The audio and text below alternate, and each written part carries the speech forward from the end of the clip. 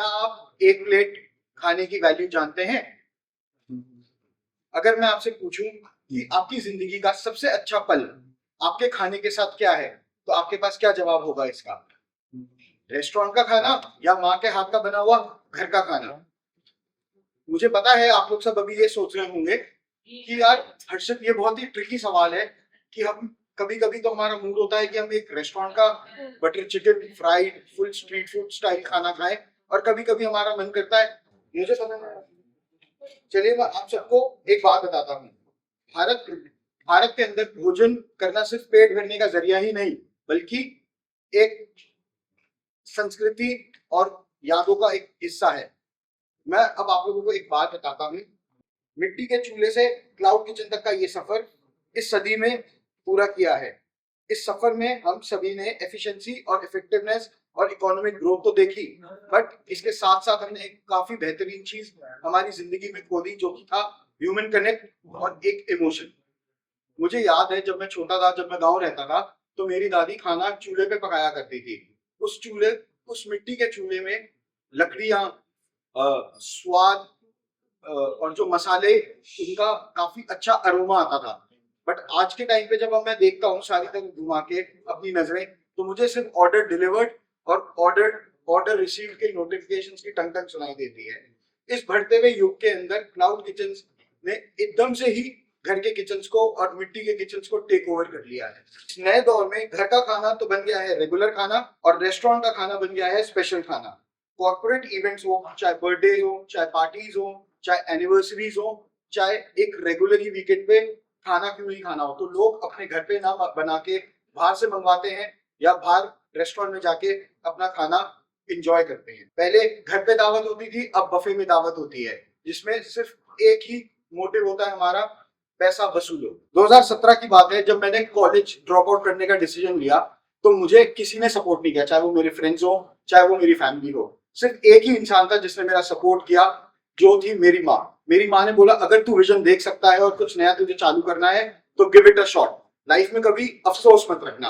2017 में मैंने और मेरी माँ ने मिलकर एक ऐसे रेस्टोरेंट की शुरुआत करी जयपुर राजस्थान में, जिसके अंदर खाना रोबोट्स और टेक्नोलॉजी और एआई के थ्रू सर्व किया जाता है। जब मैं आज आप लोगों के सामने खड़े होकर ये देखता हूँ, तो मुझे एक कल की सी बात लगती है। ऐसा लगता है कि यार ये एक सपना था जो मैं सोचता था, और बट आज की अगर मैं आपको बात बताऊं, तो हमारे 9 आउटलेट्स, 7 अलग अलग शहरों में, 500 से ज्यादा लोगों की टीम, काफी अच्छा एक रेवेन्यू हम पोस्ट करते हैं हर साल। परंतु सबसे बेहतरीन पार्ट जो हमें मोटिवेट रखता है, वो हमारे ग्राहकों की स्माइल। मैंने हमेशा हमारी मदर से यही सीखा है कि हार्डवर्क, कंसिस्टेंसी, जुगाड़ और व्यवहार, इन चारों के कॉम्बिनेशन ही बिजनेसेस को जिताता है। और यही सेम रोल मुझे मेरी कंपनी के लिए जिताते जा रहा है। हमारे रोबोट्स, एआई और टेक्नोलॉजी पे इस लेवल पे बेस्ड है कि आज के टाइम पे आप एक क्लिक पे एआई से कुछ भी करवा सकते हैं। जैसे मैं आपको एक एग्जांपल देता हूँ, हमारे रोबोट्स के अंदर एक ऐसी तकनीक है जिसके अंदर आप जब पहली बार हमारे रेस्टोरेंट के अंदर कंज्यूम करते हैं कुछ भी, तो हम आपको बाय डिफॉल्ट, हमारे रोबोट्स अपनी मेमोरी में आपका फेस रिकॉग्नाइज कर लेते हैं, और आपने क्या खाया है वो भी रिकॉग्नाइज कर लेते हैं। जब आप नेक्स्ट टाइम आते हैं हमारे पास, तो हम आपको पहले से ही सजेस्ट कर सकते हैं, पहले से ही हम आपको बता सकते हैं कि क्या आपने पिछली बार खाया था, इस बार आपको क्या खाना चाहिए।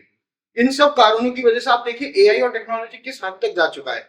हमारे रेस्टोरेंट्स के अंदर हम जब देखते हैं लोगों को उनसे इंटरेक्ट करते हुए, जब हमारे यहाँ पे रोबोट कोई भी आता है या कोई भी सामने उसके खड़ा हो जाता है, तो वो ऑटोमेटिकली अपना पाथ चेंज करके उससे आगे बढ़ जाता है।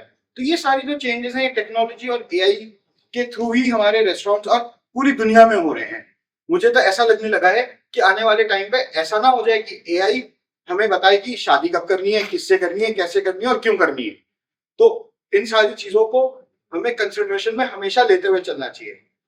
मैं ये खिलाफ नहीं हूं कि क्लाउड किचन सही है या नहीं है, मैं इसके भी खिलाफ नहीं हूं कि क्या घर का खाना सही है या नहीं है, बट मैं ये चाहता हूं और जो मैं सोचता हूं बेसिकली वो ये है कि इन दोनों का बैलेंस होना चाहिए। ना तो क्लाउड किचन ज्यादा यूज करें, ना घर का खाना ज्यादा यूज करें। मतलब घर का खाना यूज तो करें, बट रेगुलर कभी कभी इंजॉयमेंट के लिए आप बाहर भी जा सकते हैं। हमने क्लाउड किचन के अंदर जब ये मूवमेंट देखी, क्लाउड किचन में हमने क्या खोया और क्या बनाया, बेसिकली मैं इसमें बात करना चाहूंगा। तो हम लोगों ने fast and better management, efficiency, cost reduction and cost efficiency and effectiveness in the companies. हमने ये सारी चीजें देखी, बट हमने खोया क्या क्या?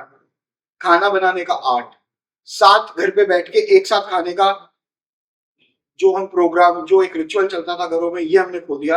और सबसे लास्ट जो मुझे चुभता है बहुत ज्यादा पर्सनल लेवल पे, वो ये है कि पेशेंस। आज के टाइम पे आदमी को ऑर्डर करने से पहले खाना चाहिए। किसी के जैसे एक 10 मिनट डिलीवरी नामक चीज भी बाजार में आजकल बहुत ज्यादा चल रही है, जिसमें आदमी आदमी एकदम इम्पेशेंट हो चुका है। हम सब भी इम्पेशेंट हो चुके हैं। तो हमें बैलेंस बना के रखना बहुत जरूरी है लाइफ में आगे बढ़ने के लिए। तो इसी के साथ I will close my talk. मैं एक बात ये बोलना चाहूंगा कि आज जब आप लोग सब अपने घर जाएं, तो अपनी माँ के साथ बैठें, उनके साथ एक डिसीजन लें कि अब हम आने वाले वीकेंड पे हम सब साथ मिलके खाना बनाएंगे, बिना डिस्ट्रैक्शंस के, बिना फोन्स के। आप बैठें साथ और खाना खाएं और आप इंजॉय करें उस मोमेंट को, because these are the days only जो हमें याद रहेंगे हमेशा। और लास्ट में एक लाइन, माँ सिर्फ रोटी नहीं बनाती है, जिंदगी भी बनाती है। Thank you.